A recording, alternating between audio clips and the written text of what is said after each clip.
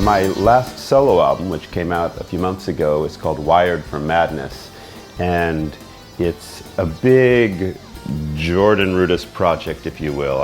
I found a time slot in my schedule where I knew I could dedicate myself towards working really hard on allowing a lot of the creative ideas that I have in my head to come out.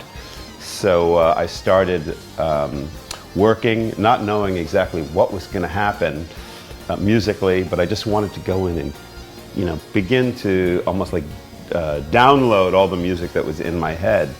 So Wired for Madness is the end result of that. And it was really fun because I got to use a lot of my various musical tools in the studio. I use Logic as my DAW kind of to record everything. And when I got to certain sections, especially there's one very memorable kind of like jazz, big band sounding section, I was just thinking, wow, it would be really, really cool to have like a solo jazzy clarinet player in this. But of course, I don't play the clarinet. So the light bulb moment went off in my head. I went, wow, I'm going to go to SWAM Sounds and I'm going to find the clarinet.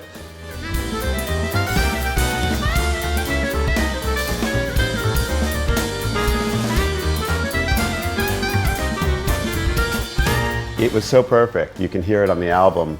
It just sounds so cool with the pitch bend and the inflection. I think it could basically fool anybody to it's a real clarinet. No one's going to ask any questions. It just sounds awesome. You know, I go to you know, audio modeling for when I need something that's going to be super realistic, and it always makes me smile. So it's a big part of Wired for Madness. One of the funny things about the age we live in technology is there's an overwhelming amount of stuff out there. There's so many people making plugins, there's so many instruments, there's hardware instruments, there's software instruments. But the important thing to realize is they're not all created equal. And there's a lot of instruments that are very similar, but there are some that are really unique. And this is the case with SWAM. It's a unique technology. It's very different than all the others. You may have, you know, 200 different plugins on your computer at home, or you may have 5. But to realize that, again, they're not all created equally, and some are very unique and special.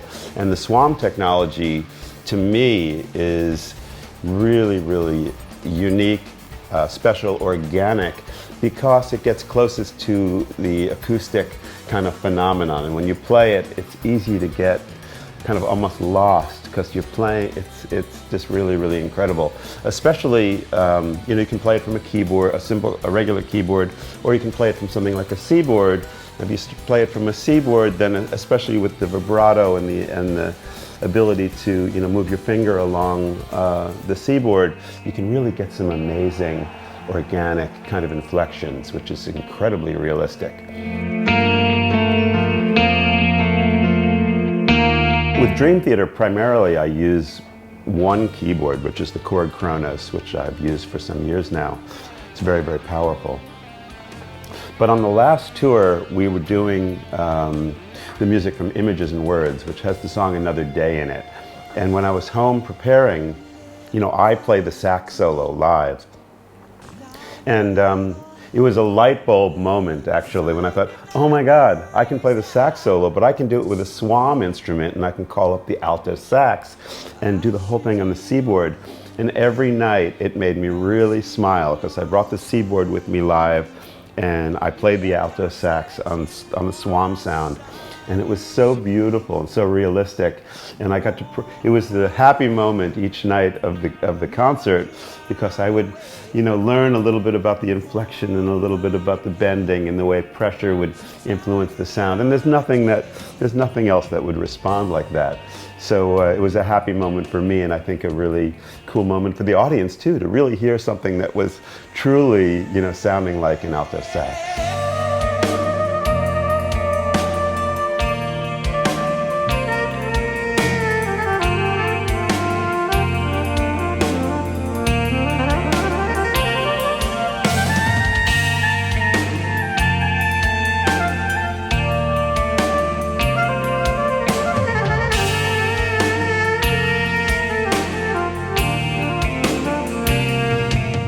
perhaps in the future we'll take a deeper look into how to inflect the sound with the SWAM instruments, because it takes a little bit of focus and realizing that everything you do, whether it's with a controller, like a physical controller, like a slider or a knob, or a pitch wheel or a joystick, or an instrument like a seaboard where your pressure or your vertical position will affect the sound, it's really possible to get very deep into that kind of expressive control.